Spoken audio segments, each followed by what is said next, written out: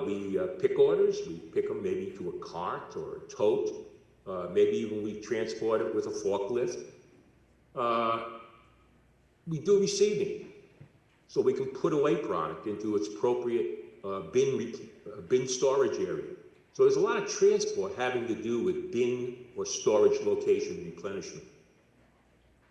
Maybe there's you're transporting material to and from other value-added, for value-added production needs. And I know you folks do a lot of work with the, through utilizing work orders. We're going to talk about that a little bit today also.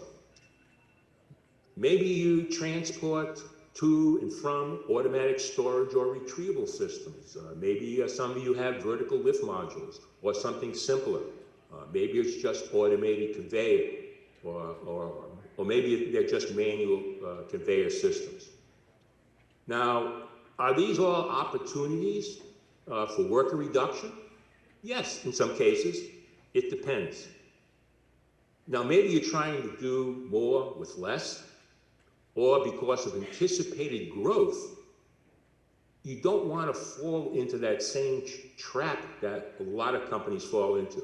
Every time they have an increase in business, they hire comparable quantities of more people to meet that growth expectation. Next slide, please. Now, robotics and distribution operations is a topic that I've been involved with for probably the last four and a half years. And it's kind of brought back to me those early days of yesteryear, I guess you could call it, the early days of ERP and warehouse management systems. And at some point, at the beginning, they were all new in the rage, and pretty much everybody has migrated by this time.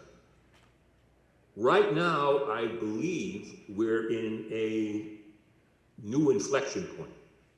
Robotics have arrived.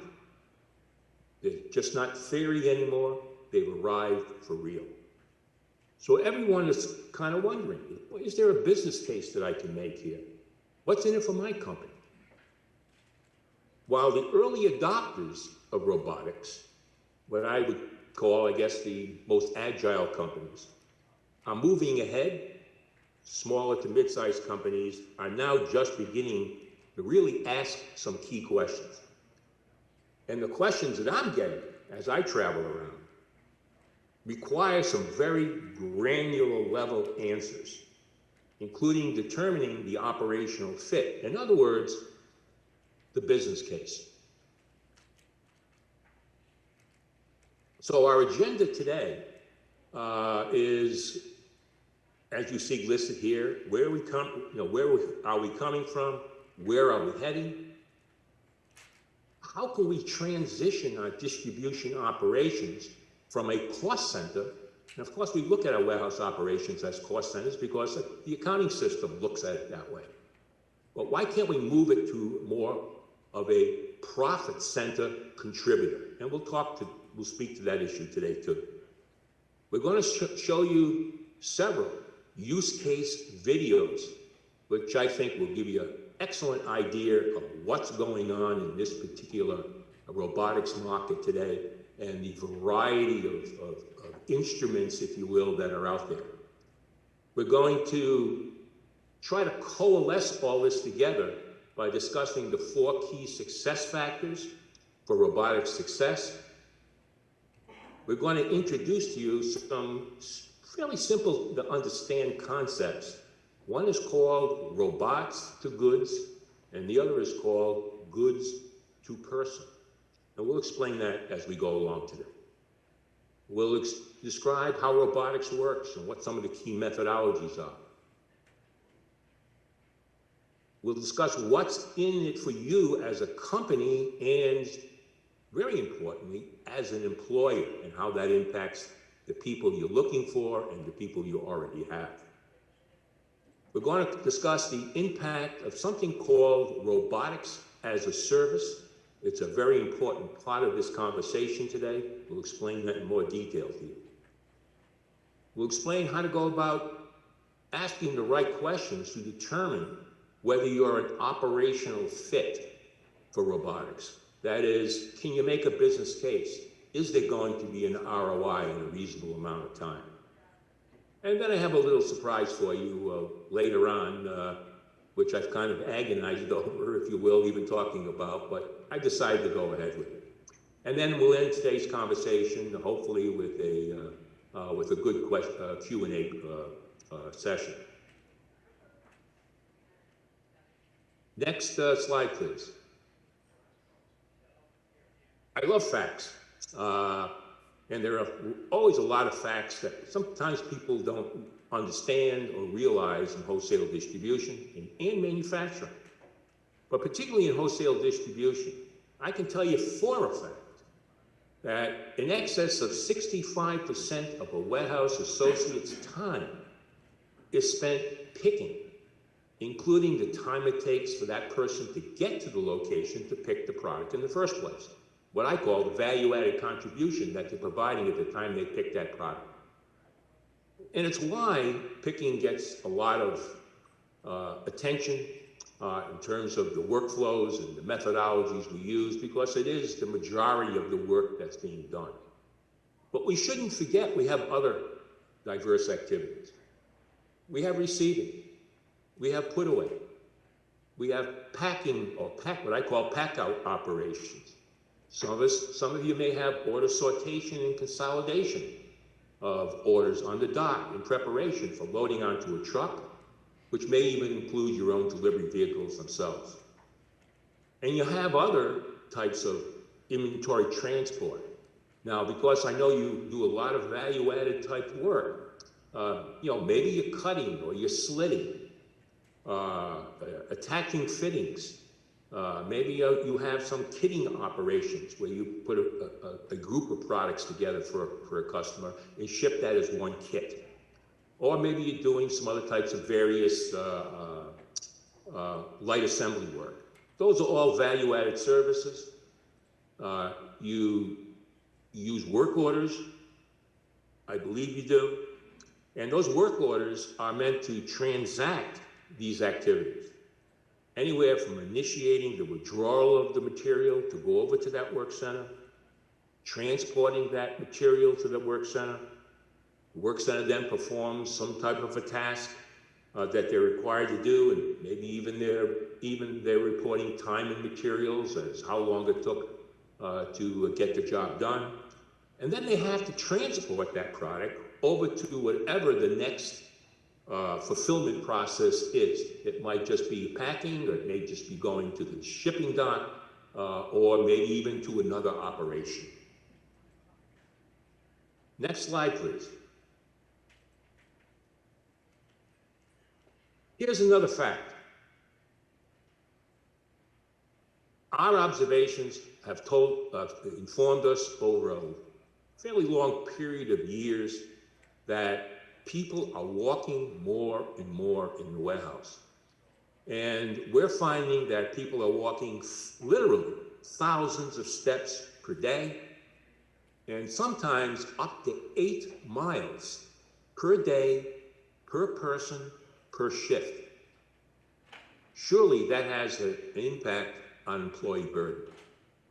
And I suggest that each of these activities represent a unique opportunity for us, if we really look at them closely, to think differently about how our workflows work. Next slide, please. Now, if you were traveling with me, I'm not sure how much fun that would be for you, but you would often hear me say, or sometimes I just kind of mumble it, walking ain't cheap and time is irretrievable. It's become kind of a mantra of mine. And both of those short phrases, they only mean to me as negative attributes. They represent extra steps, and those steps correlate with higher cost. And that's a fact. And the interesting part about this is that myself and my associates who work with our clients constantly have to prove this. People don't believe us. So what we do is, when we first go into a warehouse operation, we bring a couple of pedometers with us, and we randomly select a couple of warehouse employees. We kindly ask them to put these pedometers on their belt, and when they go home at 4:30, 5 o'clock, pass them in, and we take a look at the pedometer. And we find that 8 miles per day per employee per shift is not the extreme anymore. It's almost the median. And it's like time is on steroids at that point. So it's very possible that out of every 8-hour shift, it's possible that 4 to 5 hours out of that 8 hours is spent getting to the product, touching it, and moving and transporting that product around. All of that involves a lot of walking through the warehouse or distribution center. So it still seems to me that we're still putting a lid on productivity by not constraining some of the costs associated with these activities. So I hope this so far makes a little sense to you. Next slide, please.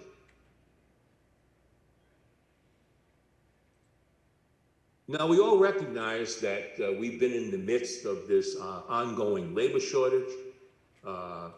You shouldn't feel like you've been picked on. It's everyone, every industry has experienced it. And I think despite the ups and downs of business over the course of time, it's going to remain. Why? Because it's a demographic thing. Demographics have changed. Thousands of workers have retired, a lot of them early. Some others have just decided to go on to something better somewhere else. But one thing that I've observed is that younger workers are often seeking some very different and very specific workplace values. And it has to do with looking for more personal and viable growth opportunities and to fulfill a desire to work in a more technology-centric environment. And my belief is that if we can't provide some element of mitigation to those two specific desires, if you will, we're going to continue to find ourselves in this constant revolving door that a lot of companies have found themselves in. Next slide, please.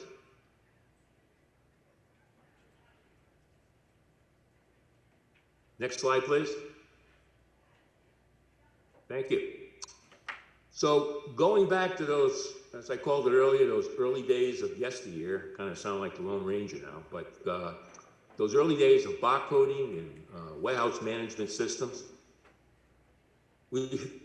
I know we have surely speeded things up, and there's been some definite increases in good news relative to order accuracy. But I think we still have left a lot on the table when it comes to cutting down all that walking time, all that travel time. So in a lot of ways, we've kind of maintained some of the traditional ways of doing things. Excuse me. We're still pushing carts around and other types of transport devices around.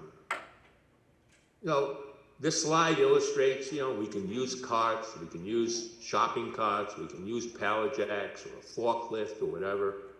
And I just kind of want to divert here and kind of point to this shopping cart. I have a little story. It's kind of a humorous story, I think. At least I hope to find it that way. I don't know what's going on here. I don't know whether people that have warehouses and distribution centers have just purchased these types of carts for their use. They purchase them directly. Or is it coincidental that distribution centers and warehouses are located near shopping centers where there's supermarkets? Is the wind blowing one day? And suddenly the cart, you know how carts work in a supermarket lot, they move around a lot, bang cars and cross the street sometimes and so on. Because I can't tell you how many of these shopping carts I've seen in warehouses and distribution centers that still have the placards on them that says this cart belongs to Piggly Wiggly, Publix, Wegmans supermarket, or any number of other supermarket brands. I'm not sure what the coincidental aspect of this is, but we see it all the time. Next slide, please. Now, these traditional ways may even exist even if we've done some other forward-looking things. You know, maybe you've done some good SKU slotting. Now, slotting is done through an analysis as to where is meant to be an analysis as to where SKUs should best reside in your particular warehouse area. Or in some cases, if you've really done a great job of determining that, where on a specific shelf that product should reside. The effort here is to enhance accessibility of that product when the time comes to pick it. Or, you know, maybe you've incorporated some fixed infrastructure, something like conveyors. And yes, conveyors still have a place in warehouses and distribution centers. Next slide, please. Now, last year I was up at a DC up in northern Vermont, and I was told that we were about 15 or 16 miles from the Canadian border. So in the summer, it doesn't get extraordinarily warm there. You know, it's typical northern Vermont. But for the 2 days that I was there, I was blessed with 98 to 100 degree temperature. And as I was observing a bunch of folks unloading cartons from a trailer, boy, you could tell these people were not happy campers. In fact, you had to feel some empathy for them. And it suddenly reinforced to me that instead of always just thinking about how to design DCs and warehouse space, which is some of the work that we do, why not think about how automation, maybe things like robots that are already available, can now operate more on our terms, in our spaces, and in our environments.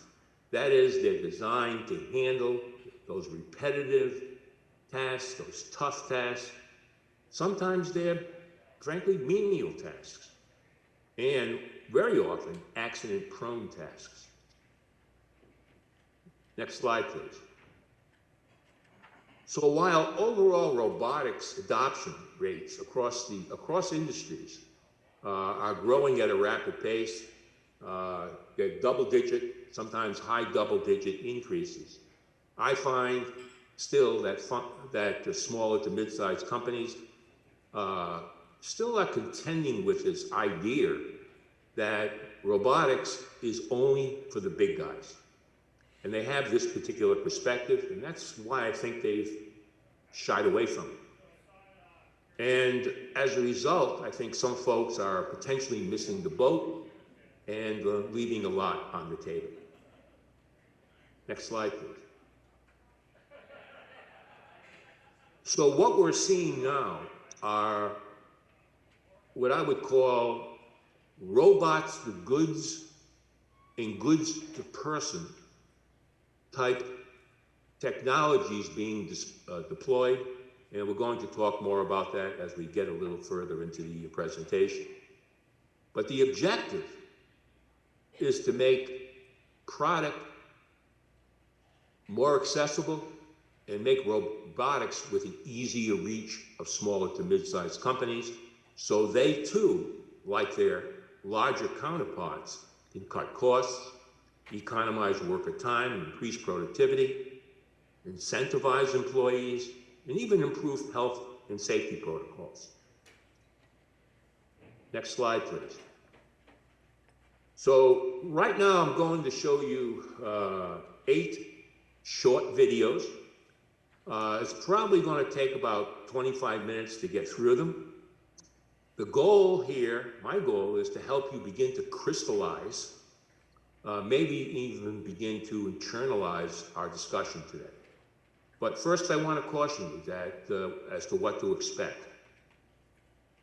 The videos I'm going to show you are vendor promotional videos. And they do tend to get a little over dramatic sometimes, but I guess you'd expect that from a promotional video.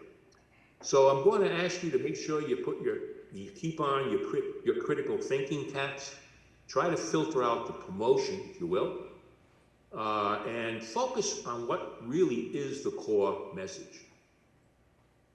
And how what you see in these videos relates to your own distribution operations. I would suggest you take some notes. I know in your program, the session program, you have some space at the back of that program manual to put down some notes, because I'm going to ask some questions at the end. So as a way of trying to remember what you saw, you may want to take some notes, and I think they'll come in handy. Now, keep in mind that what you'll be viewing here has reached the point where I suggest it's not only for the big guys anymore. So before we start the videos, I just want to suggest to you at this point in time our own particular disclaimer that we use in these type of presentations, because I want to make sure that we're very clear here, so there are no false perceptions as to what our motivations are, and to us, that's a very important aspect of this presentation. So any of the photos you see today, the videos or the commentary we provide, or I provide, are meant to be topic representative only. We have no referral or financial relationship with any vendor depicted. And I thought it was important to say that. Next slide, please. Okay, on this slide, there's a couple of different videos. And these first 2 videos, I think, are going to provide a pretty good basic overview of what you're in for today, content-wise. And they start from a very low level of expertise for people who haven't really been involved much in the area of robotics or don't know much about it at this point in time. So if whoever is controlling the slides, would you click on Chuck the Magic Cart, please?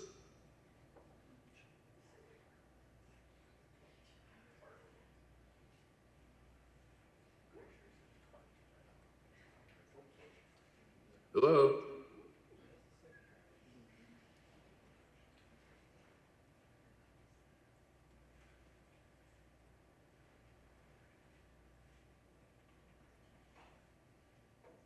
We have no volume.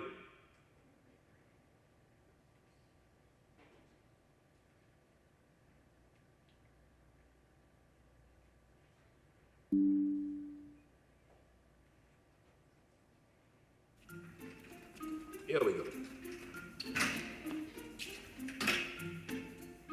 Not yet. We need the volume. This is never gonna end.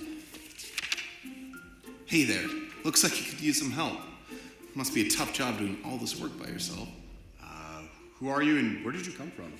I'm Chuck, and I'm here to help. May I?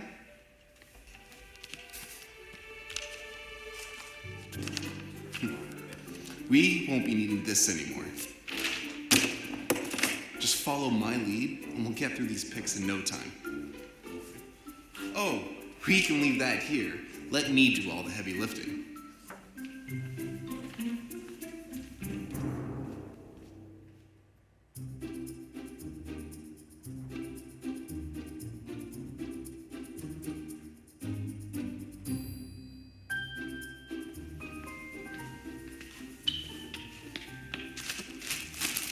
Close, but we actually need marshmallows. Oh. Huh.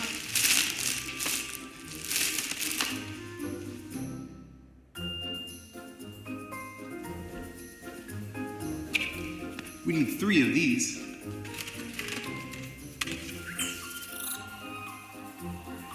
Oops, we need 1 more.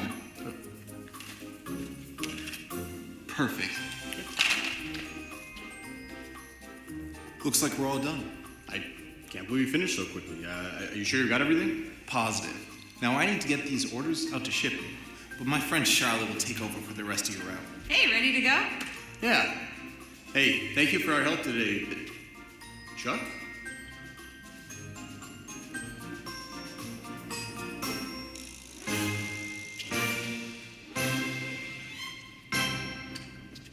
Who said robots and humans can't get along?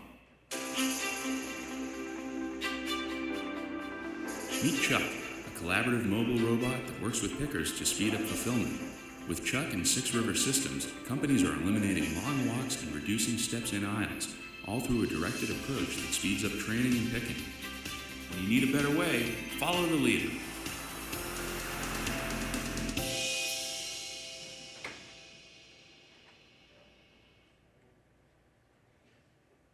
For just $67, you can make as many...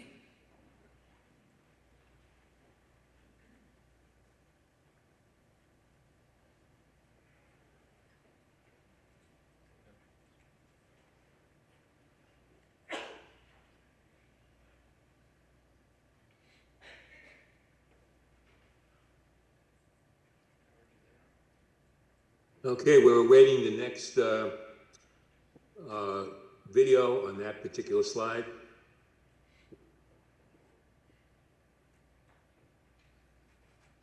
There it is.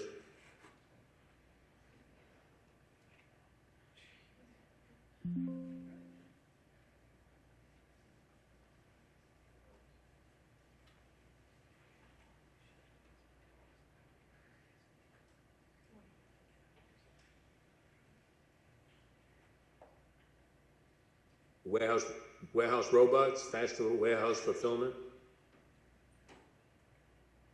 Warehouse execution platform. Locus One directs the Locus fleet of bots to move efficiently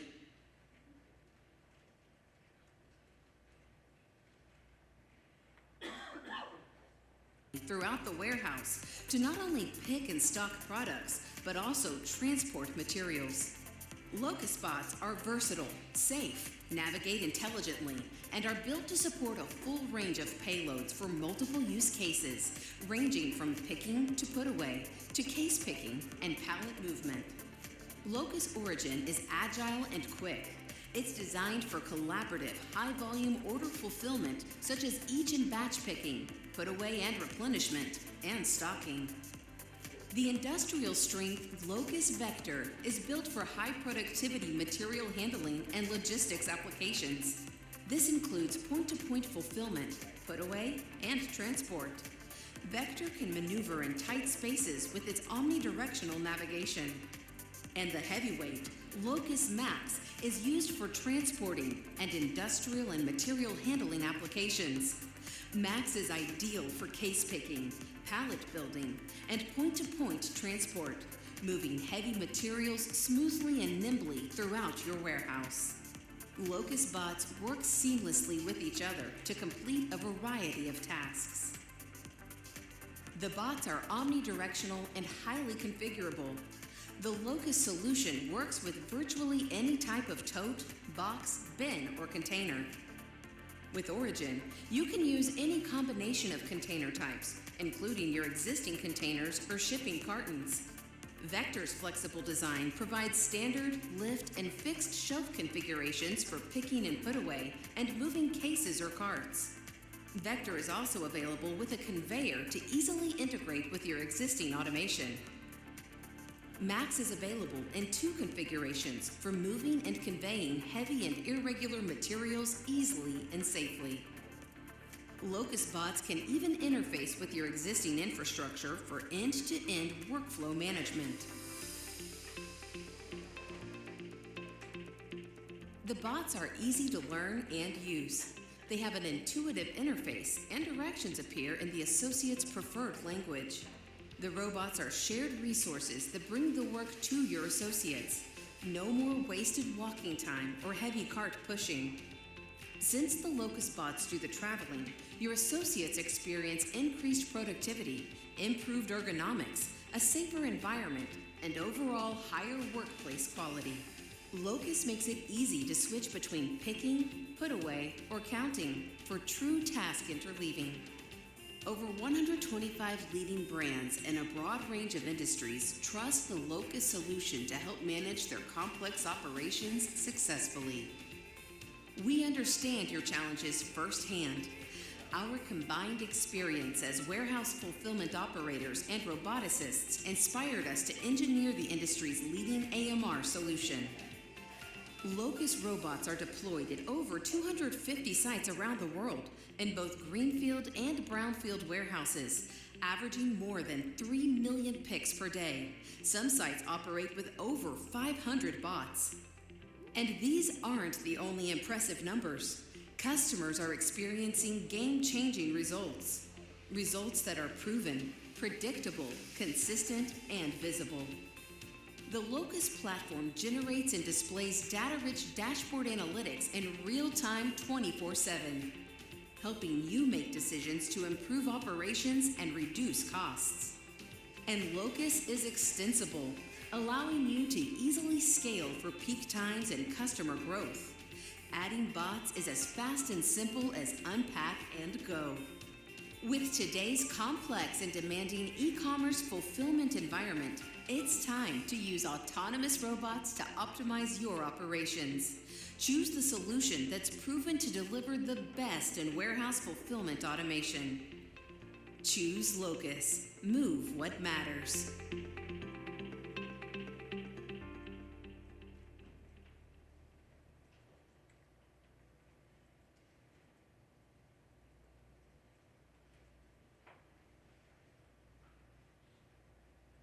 Okay, if we can go with that one. Now, this, oop.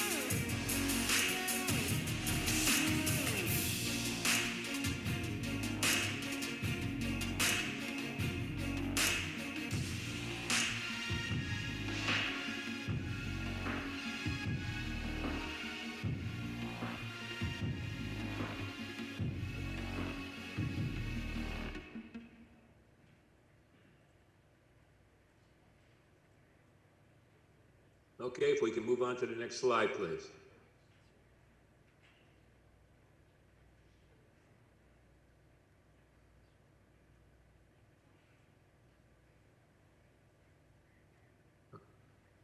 Now, this one is going to give you some better idea of the mobility and the variety of the functions that can be performed.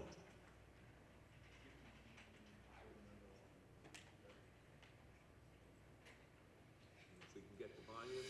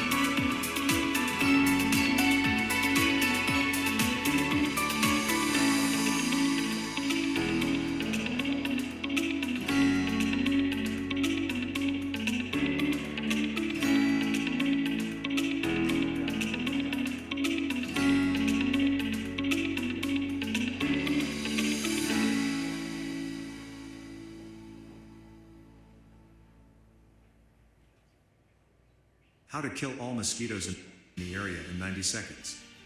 Okay, if we can move on to the next slide, please. We hope we can get the volume. Now, on this next slide, happens to be a company by the name of Top Notch Distributors, which I had the pleasure of visiting with. They're up in Mansfield, Massachusetts. This location was the last of the 4 locations that were converted to robotics. And this location is about 35 to 40,000 square feet. Go ahead.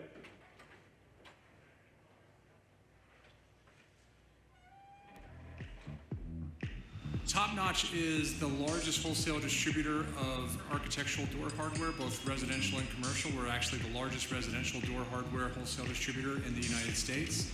It's only been around for 45 years, but 45 years, not much had changed. But in the last 6 years, more has changed in our distribution operation than at any point in our history. Top Notch believes very strongly in taking a long strategic view. It's actually one of our core values. I think our investment in the Six Rivers system and technology is a great example of that. We're actually standing right now in our largest square foot warehouse in the company, and the Six Rivers chuck cart system reduces and eliminates, in most cases, actual travel time of our warehouse pickers. So it's really a perfect example of Top Notch's investments in both our people as well as technology. Our two fastest growing warehouses at the time we selected Six Rivers was St. Charles, Missouri and Carson City, Nevada. We started with Carson City because our St. Charles, Missouri site was not finished yet. So it gave us the ability to try out the technology in a slightly smaller location and validate that it would work. Well, we were so happy with the results. It was double what we expected, and the investment here has been even better because there's more volume here and there's more opportunities for Chuck to do what it does. Basically, the more orders we get in the system, the more optimized it is. The pick rates will be much higher. So with allowing us to take the mornings and do replenishment and receiving put-away activities, it allows us to get a head start on those activities while we let the orders come in throughout the day. By delaying and letting the orders optimize, we saw an additional 16% increase in our lines per hour. It took us a little while to validate and establish, but with the help of Six Rivers, we were able to visit other customer clients, carefully look at our data, evaluate whether this is the right fit for us. They visited us multiple times, and through all of that, we were able to come to the conclusion that this was the right fit. It also gave us the ability to let Six Rivers into the design of our location. And they gave us input, and that input went into the final design of the warehouse. Of all the technology I looked at, this was the perfect fit for Top Notch.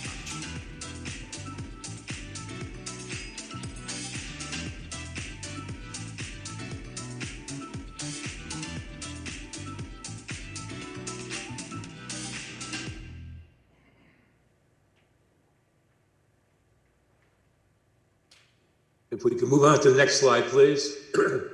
Legend Valve. Last year, we had the pleasure of collaborating with this company, Legend Valve, on a web.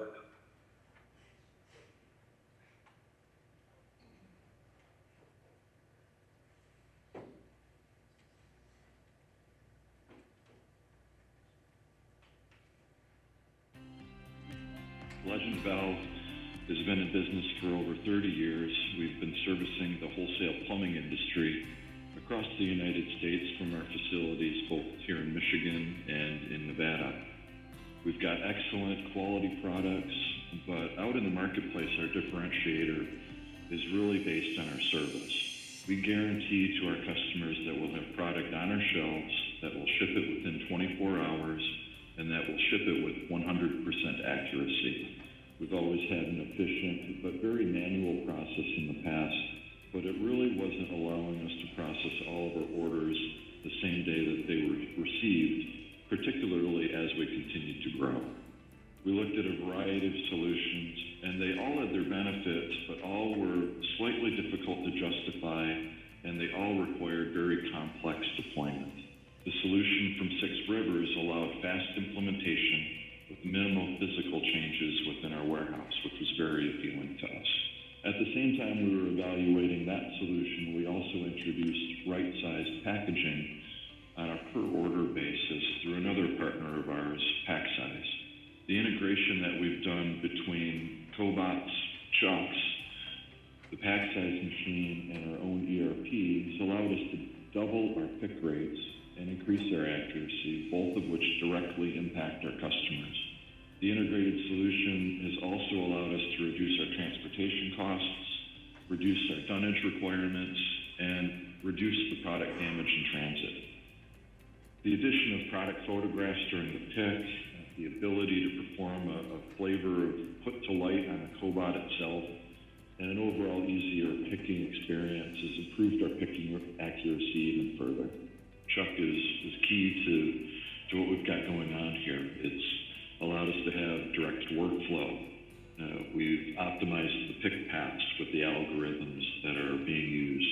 Trucks are going to and from locations by themselves without someone having to push a cart there. The trucks carry all of the things that are necessary for a picker. They've got the mobile printer on board, the packing supplies on board, the bags on board, and probably most importantly, the trucks reduce fatigue on our workforce. So, when things are going smoothly for a customer, things are easy. Orders just kind of flow, right? But when a customer's in a jam, when they need things expedited, that almost always requires something that can't be automated, and that's a human touch.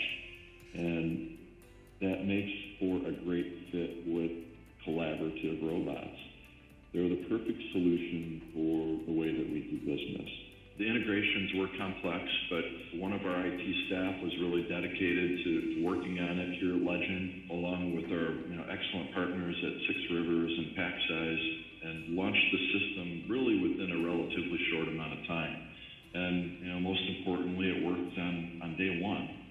So that blend of automation and the human touch really was exactly what we were looking for.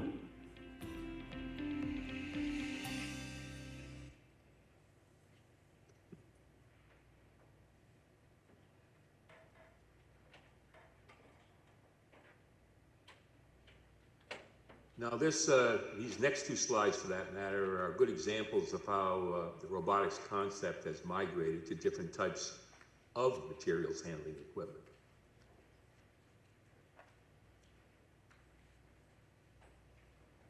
Go ahead.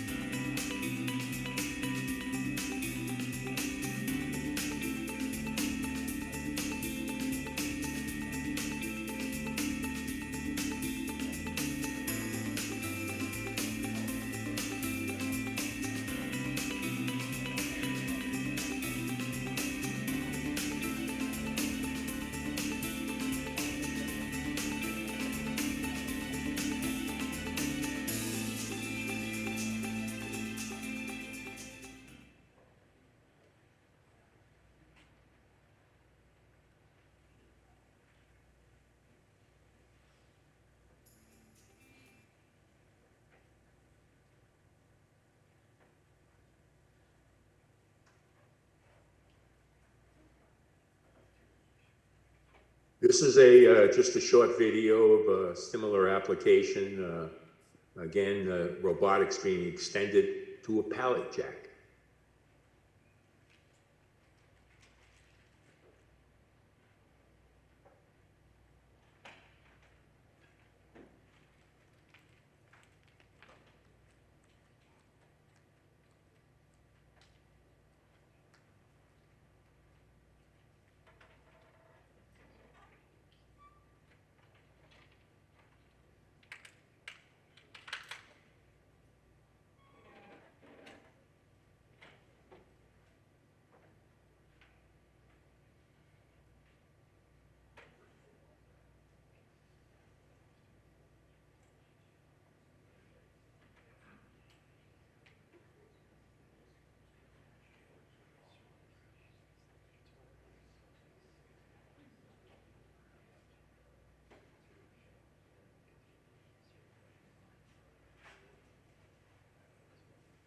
Okay, if we can move on to the next slide, please. Thank you.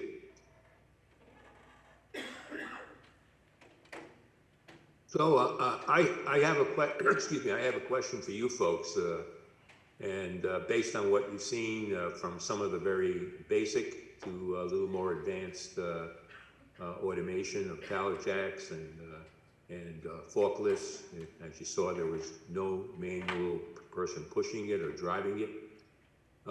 What's your biggest initial takeaway that you feel may have potential to reshape your own warehouse and distribution center?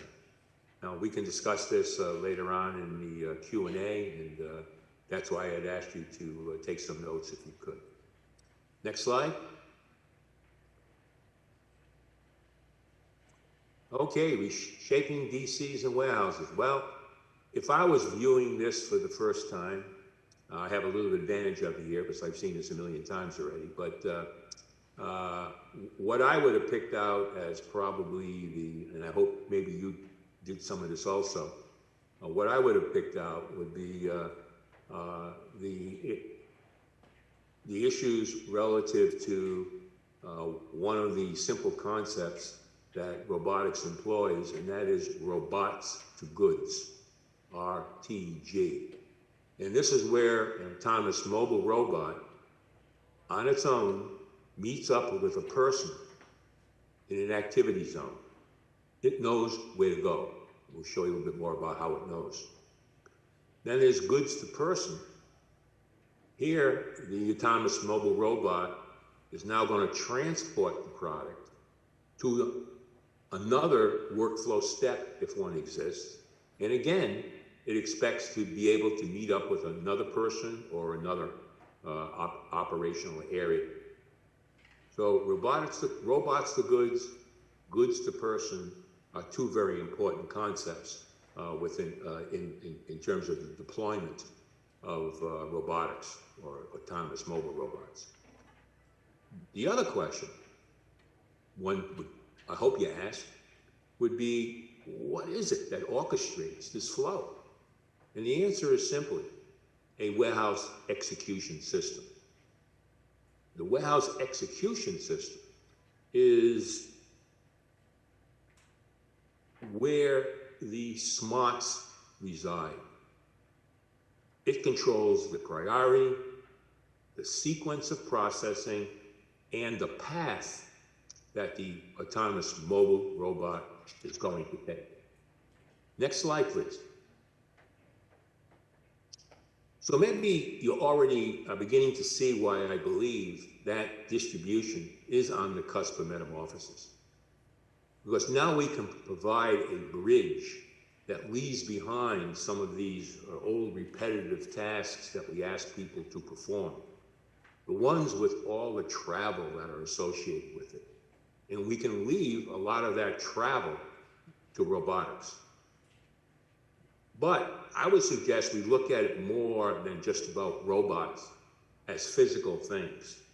Think about it as more of a collaborative approach between people and machines. Next slide, please. So here I am with my mantra again, walking ain't cheap, time is irretrievable, because the time spent walking is so costly and unproductive. We have an opportunity now to define or find some antidotes to time that help us mitigate the constraints of time that we're always under. Now we can begin to think about transitioning our warehouses and distribution centers from cost centers, again because the accounting system looks at it that way, to profit centers by reducing transaction costs and letting those transaction costs drop to the bottom line. Now we can employ robots to goods and goods to person workflows. And we can employ the technologies that are contained here that can help attract, hire, and retain labor. So I think what you've seen so far should begin to inform you that the main, what the main drivers are and what could be in it for your particular company. Next slide, please. So let's begin to put all this together within the context of what I believe are the 4 key success factors. And you can see that from my little picture here that they all seem to be intertwined. First, we want to consider reinventing our workflows to increase the speed of flow and the velocity of flow. We want to assign to our workers the work in a smarter way, what we call the division of labor. So that's done in the most effective way and in the most productive way. We want to utilize our robotics capabilities to attract the best workers, hire them, and retain them, because those are the people that are interested in the technology-centric warehouse operations. And of course, the bottom line is, what is the business case going to be? What is the ROI here? Next slide. So let's just dig a little deeper into the meaning and definition of those 4 key success factors. So again, reinventing workflow increases the speed of flow and the velocity of product moving through the warehouse. The division of labor is a process of specifying the allocation of people to work locations, the impact it's going to have on the robot's path, and the sequence of processing in terms of how we're going to, which orders are going to be processed first. What we're trying to do here, the result we're looking for, is to be able to put work right in front of people who are already awaiting that work to come to them. Again, we want to attract the best people, the people who enjoy working in a technology-centric workplace. And as far as the business case is concerned, sure, there's the ROI consideration and the payback time. But there's also some other things having to do with a flexibility to pilot, we'll talk more about that, and scale our robotics use through the use of robotics as a service. That's an advantage when you're acquiring AMRs, because it allows you to minimize your capital expenditure costs up front. Next slide, please. So let's drill down a little further. Let's just take a look at this picture on the left. We have an AMR that's kind of meandering down the aisle, and it's being directed. It travels on its own, but it's being directed, and it expects to be able to meet up with a person somewhere in an activity zone. It has a mission. So again, that's robots for goods. The AMR expects to meet a person. Now, these zones, activity zones I'm talking about, mean you're most likely will be using some type of a batch picking process within a zone. And that's going to maximize the concept of robots for goods in the first place. So the result is, let's take a look at the picture on the right. We can keep people in these picking zones, if you will. Could be receiving also, but let's first look at picking. And the robots will, I like to call it, swing by to guide a warehouse associate through the work, like you saw in some of the videos. But they're going to be doing that with minimal travel time by the employee, because the employee is waiting for the direction as to what work to perform. Again, it meets this goal of putting work right in front of people. Now look at it from the receiving side. And it's kind of like in reverse. After we transport product to the receiving, the area, storage locations where it resides, we typically use carts or pallet jacks, or maybe someone even drives a forklift. The product may be dropped off for someone else to put into stock, or maybe the person bringing it will actually do that task. That will be up to you. But how many times have you seen people deadheading? That is, they go back, they drop the goods or put it away, and then both a man and a machine, forklift maybe, or pushing a cart or a pallet jack, will go all the way back empty to the receiving area. Now that, to me, is another good reason to leave that traveling just to a robot and not have a person involved. So why not leave all the work to autonomous mobile robot? Next slide, please. The second key factor of distribution of labor is all about how we best utilize people. where the warehouse execution system determines how the work will flow. Now, it's really more than just integration with an existing warehouse management, inventory management, or order management system that we've been used to throughout the years. Now, this warehouse execution system provides, it's kind of like a middle ground between the warehouse and whatever the automated warehouse equipment is. It's kind of an orchestration and execution layer for directing the priority, the sequence, and the path. Your warehouse associates are really now working in a kind of an orchestrated dance with the robots. So getting the division of labor right becomes a very critical key attribute here, and it's one I believe that ultimately serves the robotics ROI calculation. That is, it's more likely to work out for you. So again, this is not just about reducing labor, as I mentioned early on, as much as it is about increasing the productivity of people and the workflow processes you put in place. Next slide, please. Success factor number 3, again, I know I've mentioned this a couple of times, but this is how important I think it is, because it does impact your recruiting, your hiring, and your ability to retain workers. Now, I happen to think that one can make at least a partial case for a technology-centric warehouse or DC, because it's focused on making for a more attractive work environment. Remember, that was one of the key elements, I think, that people were looking for. And of course, from your own perspective as an employer, it might raise a whole new set of considerations about, gee, maybe I can ease the onboarding of new employees through robotics. Maybe I can reduce the training time.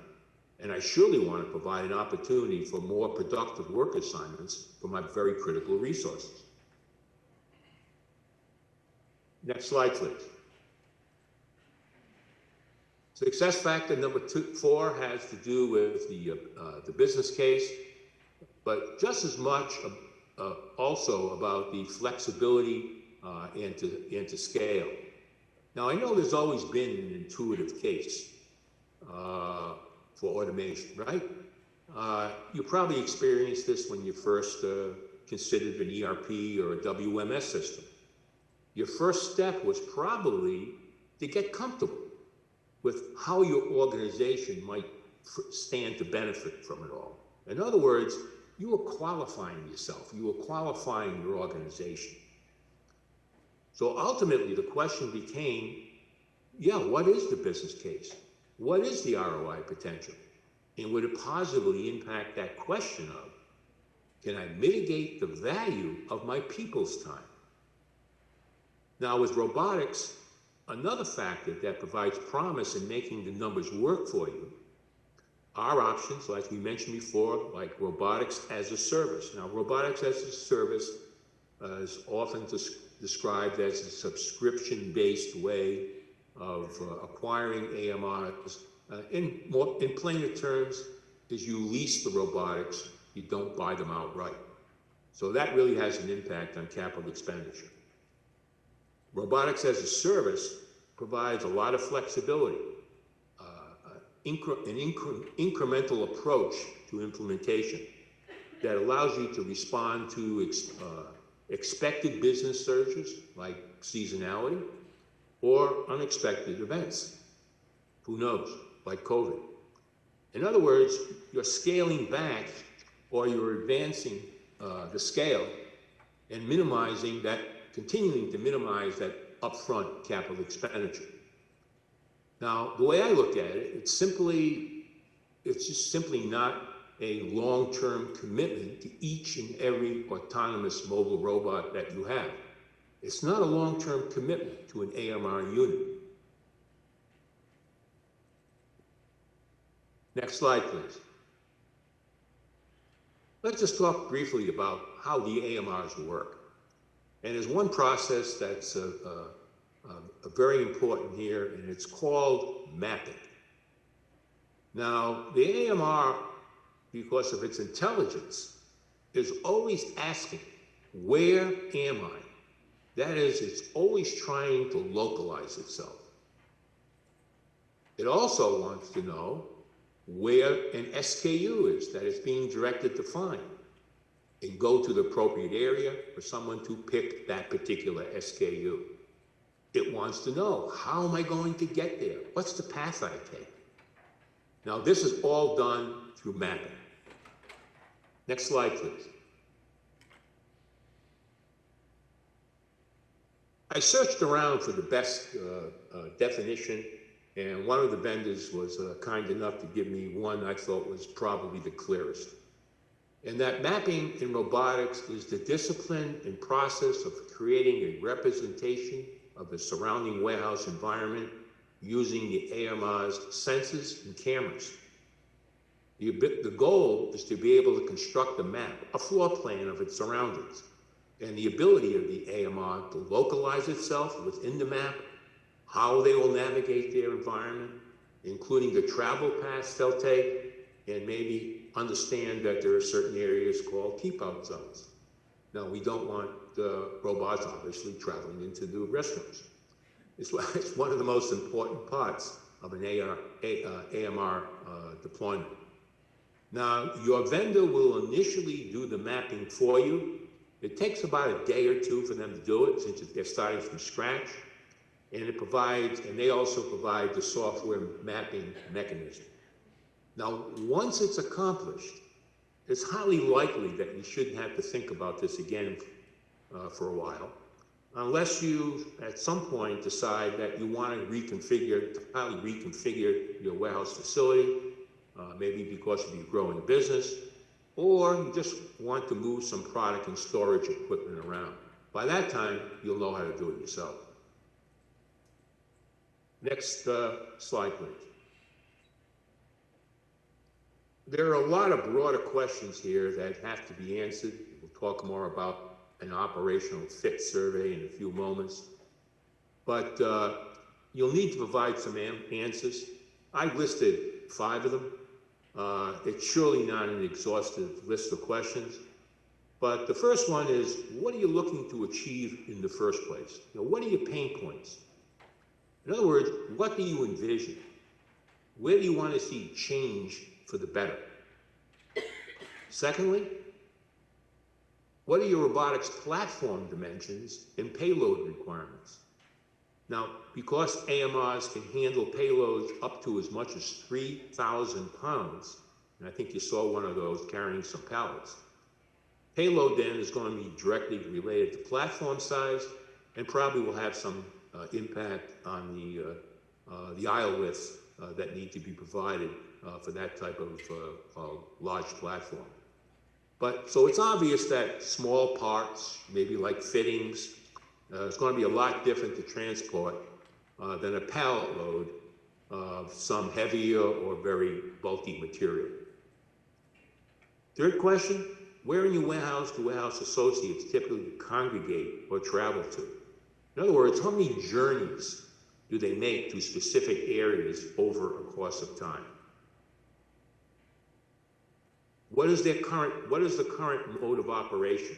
Are you picking orders discreetly? That is, you're picking orders one at a time? Or are you open to pick and batch in a combination of batch and in a zone concept? Now, particularly if you're still paper-based and are picking orders discreetly, that is one at a time, you're going to likely want to consider a zone and batch order picking process. Because you do want, within the context of what we've been discussing, to eliminate those long walks involved in bringing warehouse associates to an active area, even reduce the in-aisle walking when they do get to that area, and all that is going to speed up the time it takes to perform the task in the first place. Number 5, will your robotics automation need to be scalable? Well, your business probably is not going to stay the same forever. Will your robotics solution be able to quickly keep pace? And this again is where robotic service comes into play. providing the flexibility to scale your requirements up or down. Next slide, please. Finally, like in everything that we do, we need, pretty cold and hard facts, particularly if you're going to make the numbers work for you. And all these questions I have here and a lot more are answered through what most of the vendors call a fit survey. It's an operations fit survey. It's conducted by your vendor because ROI can be pinned down, and in particular, more so when you're thinking longer term, considering your company's growth aspirations and where it might allow you to take advantage not only of current cost avoidance opportunities, but future cost avoidance opportunities. Now, I can tell you for a fact, many companies are getting at least 2 times increase, and some actually 3 times increase in productivity. They're doing that from the beginning, almost immediately, but surely within a 12-month, maybe 18-month period at best, at most rather, they're getting somewhere between 2 and 3 times increase in productivity. And that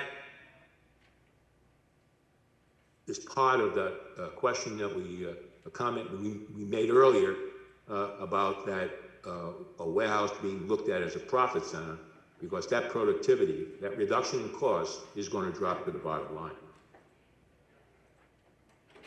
Next,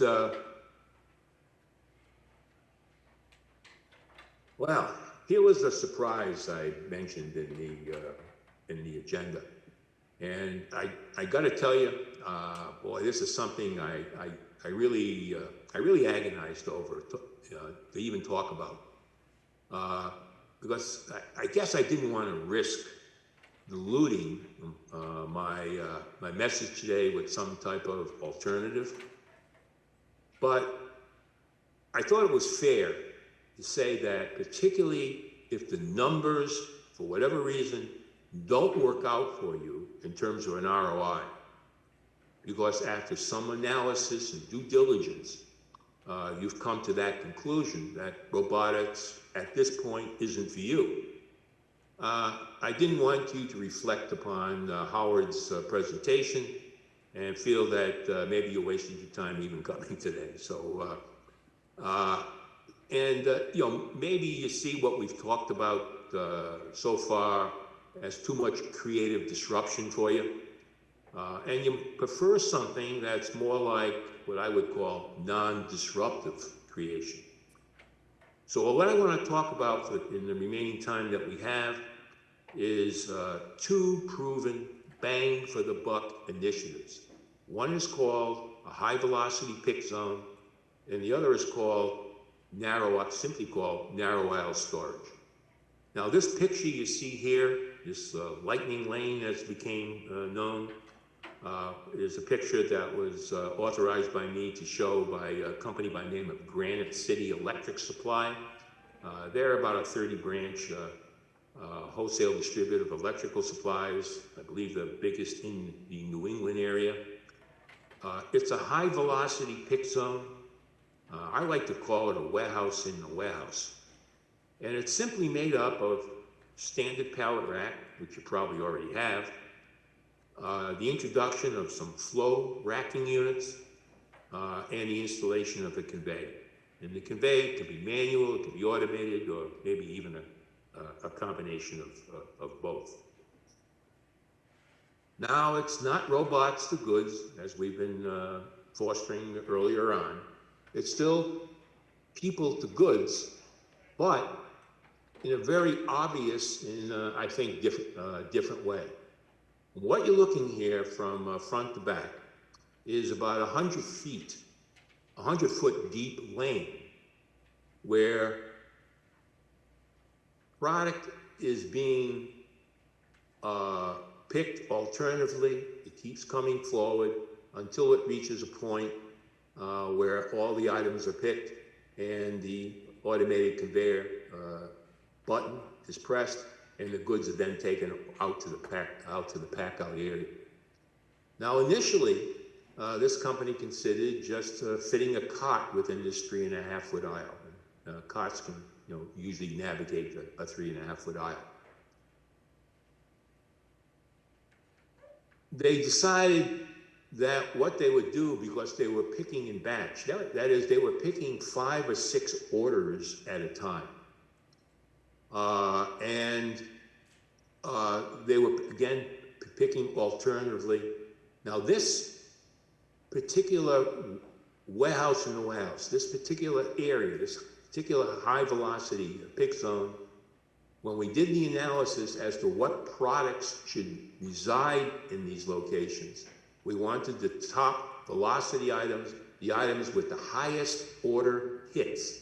That is, these are the items that appear most often on an order. In fact, the highest hits items are at the starting point back here, and then they decrease as people move forward. But there were 650 SKUs in this area right now, as we speak, that represent 50% of the order hits. Now, if you're familiar at all with Pareto's law, the old 80-20 rule, where supposedly 20% of the items represent 80% of your demands, then what we found was, in this particular case, and as we have found subsequently also, it's an extreme. I mean, it's like, when you do the analysis, it's almost like Pareto's law is on steroids. The storage areas are replenished from the back, and they fall, the items, because of the incline, fall down to the front, so they represent a really nice pick face.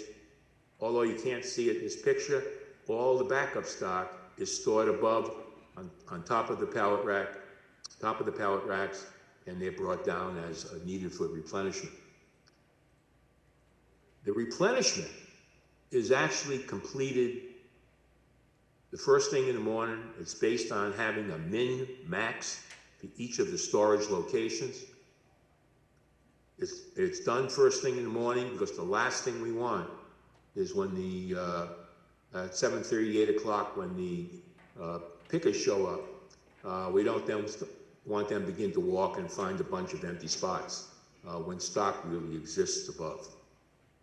Now, particularly since they did such a great job of slotting, and they put a lot of effort into this, they did a great job of slotting these SKUs as to where they should reside in this area. Even though they thought they were this would be at least a 2-person operation, it actually turned out, under normal business conditions, to be a one-person operation. That is, one person was actually picking 50% of the picks. Now, sometimes they do put a second person in there, maybe during peak times of the day for a few hours. Starts usually around 3, 4 o'clock in the afternoon. The contractors come back and they decide, to place orders for tomorrow's delivery or tomorrow's pickup, or there may be a need for a second person during highly seasonal parts of the year. Next slide, please. Just very quickly, this is just an example of the reports that they ran. It's called the High Velocity Report, and if you really looked at the entire report, it was eye-opening as to where some of these high pick items, high hits items, were actually stored before they started this process. Some of the highest hits items were way in the back somewhere. You had to walk a mile to find them. But once they were able to identify the high velocity items, then they were able to designate those items as high hits items and good candidates for the high velocity pick zone. And again, it just reinforced the fact that the 80-20 rule in wholesale distribution is more skewed than the definition of Pareto's law would suggest. Next slide, please. So here we have, on this picture on the left, it just provides the flow rack concept, just provides what I call a beautiful pick face. It also encouraged the use of what is commonly called golden zones. Maybe you've heard that expression before, where you locate inventory of a product to be somewhere in between their knees and their shoulders, because you don't want them reaching too high or having to bend down too often. The picture on the right, just an illustration of the flexibility of using these flow rack strips, if you will. You can hook them on, take them out, just by lifting them out. And that gives you the flexibility to expand or contract a particular storage ID location. Next slide, please. Now, one thing we found, just going back to this this picture here of the that we showed you earlier. Again, this is where the 650 items that made up 50% of the picks were. We also found a significant percentage of the time the pickers only walked about 1/2, maybe down to 3/4 of the way down before they completed that batch of orders. So rather than having to push or manually move down all these other totes that they picked into and bring it over to this pack out area. This is one of 4 pack out areas that they had. There's a couple of buttons that are strategically placed on this conveyor. So when they press the button, those totes are just automatically carried and directed right into another conveyor connecting the packed out area. You know, and I have to wonder, this was done about 6 years ago, actually, this implementation. And you have to wonder, boy, if we only had known about where robotics was going to be, you know, we might have considered, instead of a conveyor, maybe put in an autonomous mobile robot there. And just pick into the robot and let the robot just move on its way. No one had to push it, and who knows, maybe we wouldn't even need a conveyor. But you can see the concept. The concept is to have a very dense, concentrated area of your high pick items. Next slide, please. A couple of other examples of a similar type installation. The one on the left here was, again, with their permission to use the photo, represents installation at Central States Industrial. They're out in Springfield, Missouri. They manufacture build-to-order production equipment for food ingredient processing. And I can tell you, they sell a lot of used and sell a lot of hose, so some of you may be familiar with them. They also sell the replacement parts, and this is why this project was put in place. They wanted to expand their MRO replacement parts service to their customers. And the most of it was hose, fittings, and valves. At the time that we were designing this, they were in the process of adding about 45,000 square feet to their warehouse. So this was kind of a design, a greenfield design, if you will, to install this in a new part of the facility. On the right side is another example of a company by the name of CPS Distributors. They're out in Colorado, and they're in the business of landscaping and irrigation supplies. Now, in both of these situations, we found the same types of measurement, if you will, in terms of how the 80-20 rule was used. And we found that in this case, both these cases, about 600 SKUs represented even significantly greater than 50% of the picks. So since it was so concentrated, we found that we were able to put flow racks on one side and just continue to use their old gray shelving, if you will, for the other side. So it allowed us to, allow them to save a few bucks along the way, but really accomplish the same objective: a real dense storage opportunity for their top sellers. Next slide, please. The other concept is simply called narrow aisle storage. In fact, in all these three companies that I've mentioned, there was a narrow aisle storage of at least 2 or 3 or 4 pallet racking situations that were installed right next to the high velocity pick zone. And this pallet racking, this narrow aisle pallet racking, which is about 5.5 to 6 feet wide, was established again for higher velocity SKUs, higher hits SKUs, but because of the size of the carton or the product or the weight, it provided some limitations where we didn't feel that we'd be successful in storing it in that other high velocity pick zone area. Now, these narrow aisle storage items that we selected to be stored this way, they represented another 20% of the total hits. So between the high velocity pick zone and the narrow aisle storage area, 70% of the picks were now in a very dense storage area. Again, 5.5 foot aisles versus 10, 12, or 14 foot aisles that you might typically see where you're using a traditional forklift. So it does require a different type of order picker type of operation or use of different types of equipment. But still, it takes up a lot less a smaller footprint of the DC than they had before.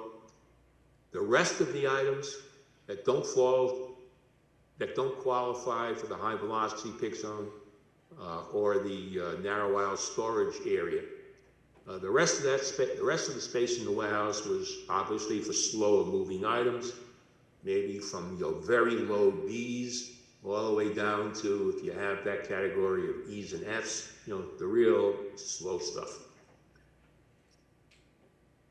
Now, in the case of Granite City Electric, there we go.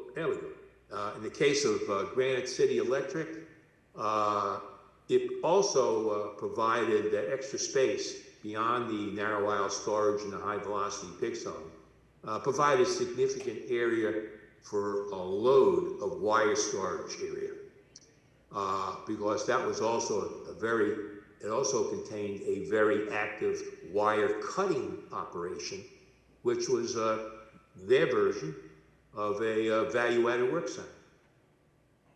Okay, so you can move on. So, ultimately, I don't know what your sense of urgency is here relative to these type of issues, and whether how much you've been able to identify some of the issues that you may have or you've been trying to mitigate in some way are. And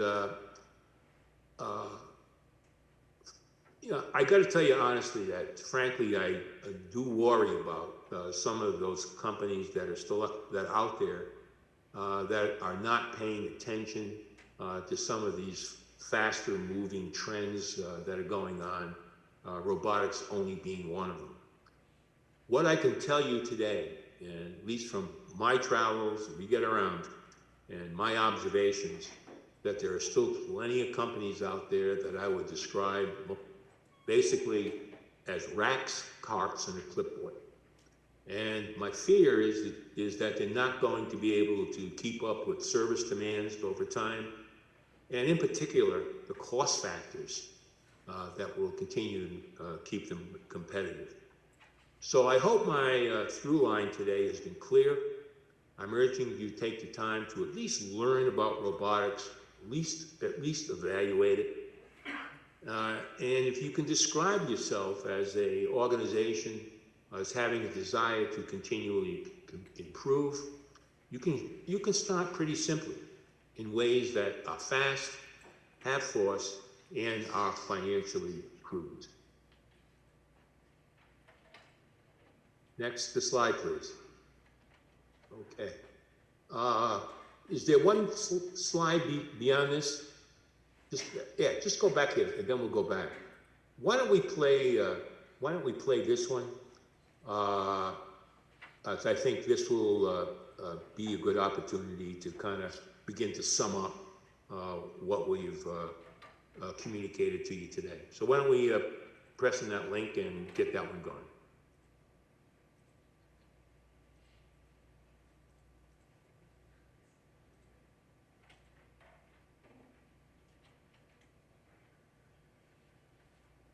No, stay with those robots. Just keep it right there for a minute. That's it. Because this is what's coming, folks. Right now it's in beta test. It's been developed by a couple of different startups, but there's a lot more of these things that will come into prominence over the years, and probably a lot faster than we think. And they will have their place at some point in a warehouse to move things.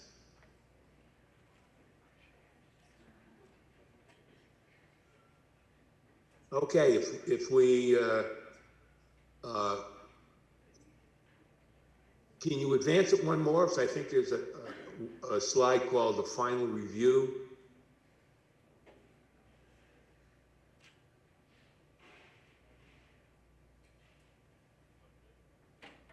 No, all right. No, I guess it didn't. No, go one more. No, I guess not. I thought we had another one in there. Okay. So anyway, I hope we we've covered what you initially need to begin to understand the world of robotics, if you will. One last thing I want to just talk about is that last year we recorded about 8 episodes of a new podcast of ours. And you guessed it, the name of the podcast is Distribution Under Custom Metamorphosis. It's a couple of episodes are in that series of 8 are devoted to today's topic. I think you can find them wherever you get your podcasts from, and I think you'll find them as good reinforcements and kind of like addendums to what you heard today. We also provide a monthly newsletter. We've been publishing that now for excess of 15 years. It's called MCA Talk. We're pretty proud of the content. A lot of people read it, thank God. So all you have to do is just go to our website and you can sign up for it, and we'll be happy to send it to you. So with that, I guess we're at the end. I could keep going on this forever, I guess, but I think this is probably a good point to start the Q&A session, and I hope you have some good questions for me or comments.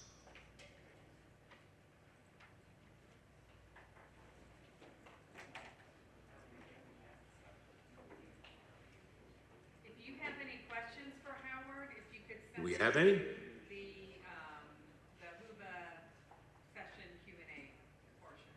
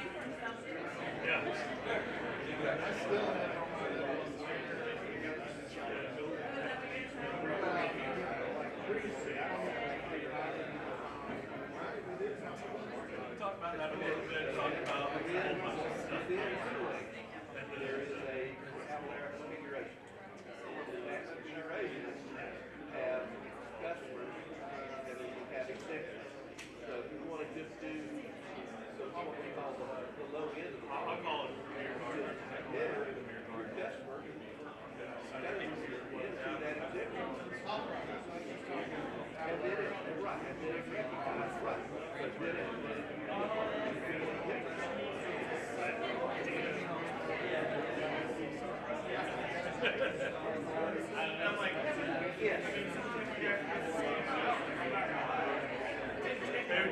year was on tattoo.